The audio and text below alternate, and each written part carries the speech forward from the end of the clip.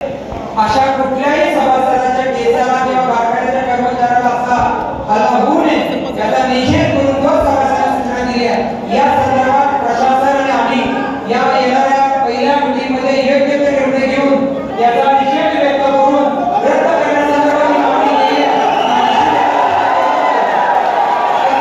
आपल्या सगळ्यांना विनंती आहे की मोठ्या लोकांमुळे या बावडा गावची आणि या शेतकऱ्यांची बदनामी करू नका। हे लोकांनी केले त्या संदर्भात आपण विचार करू, पण इतके सुद्धा स्थानिक लोकांनी कारखान्याच्या बद्दल सकारात्मक बघा त्यांचं सहकार्य करायला। त्यामुळे त्यांना आपण निश्चितपणे एमडी साहेब सभासदांनी मागणी केली आपल्यावर विषय घेऊन त्याचा विषय करून योग्य ती कारवाई करावी या सभासदांच्या वतीने संचालकांच्या वतीने आम्ही आपल्याला सूचना देतो। धन्यवाद।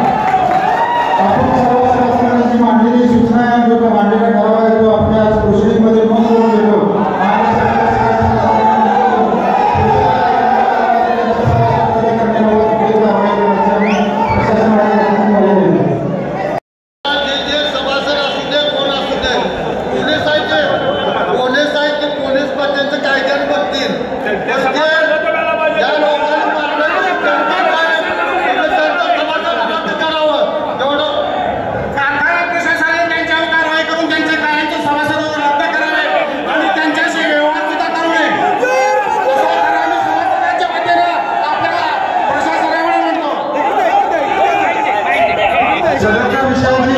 संचालक मंडळाने वाचित नोंद केली आहे।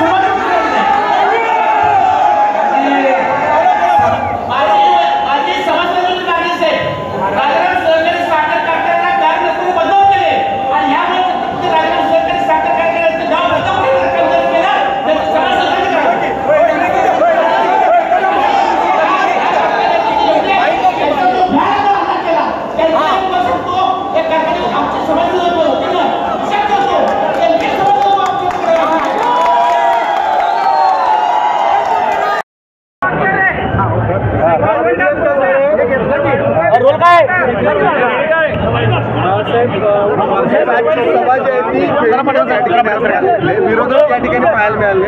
दरवेळी मंजूर आणि नामंजूरच्या घोषणा पाहायला मिळतात, मात्र यावेळी फक्त मंजूरच्या घोषणा दिसतात। काय नेमकं? निश्चितपणे गेल्या वर्षी जी या कारखान्याची निवडणूक झाली एक कलानं एक दिलानं सभासदांनी विश्वास दिला आणि या विश्वासाला पात्र होऊन ज्या कारखान्याची वाटचाल चालू आहे यासाठी सुद्धा आज सभासदांची उपस्थिती ही मोठ्या संख्येने होती आणि या कारखान्याच्या दृष्टिकोनातून जी महत्त्वाची पावलं उचलली जायची आहेत ती सगळी पावलं योग्यरित्या उचलली जात आहेत।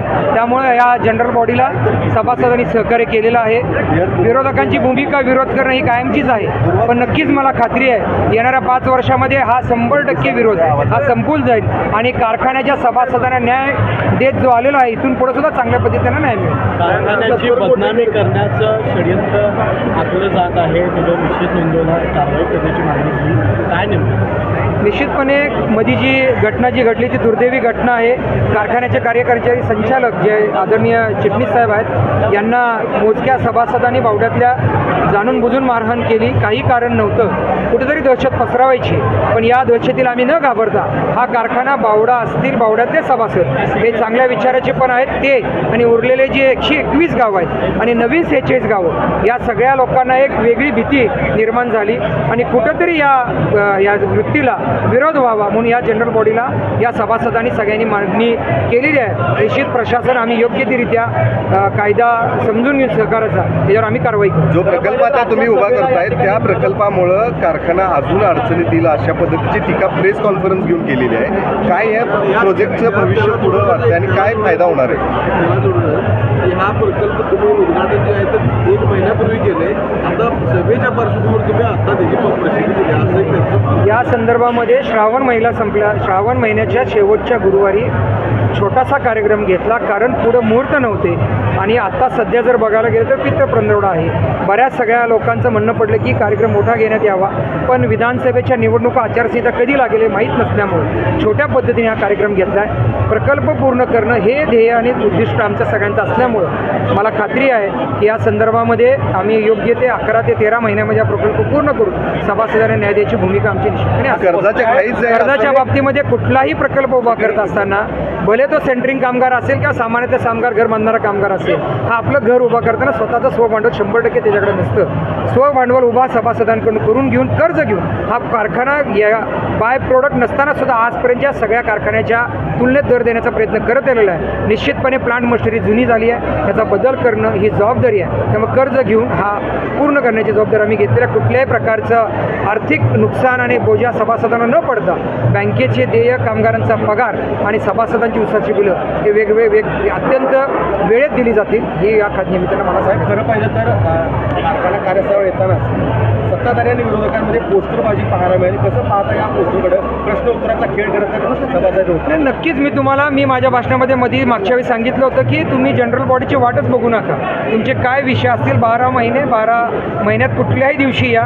मी स्वतः असतो, MD साहेब असतात, माझ्याबरोबर व्हाईस चेअरमन असतात. आम्ही सगळेजण येणाऱ्या प्रत्येक सभासदांना न्याय द्यायची भूमिका 365 दिवस रविवार सोडला तर आम्ही सातत्याने करत आलेलो आहोत. येणाऱ्या काळातसुद्धा आम्ही करू.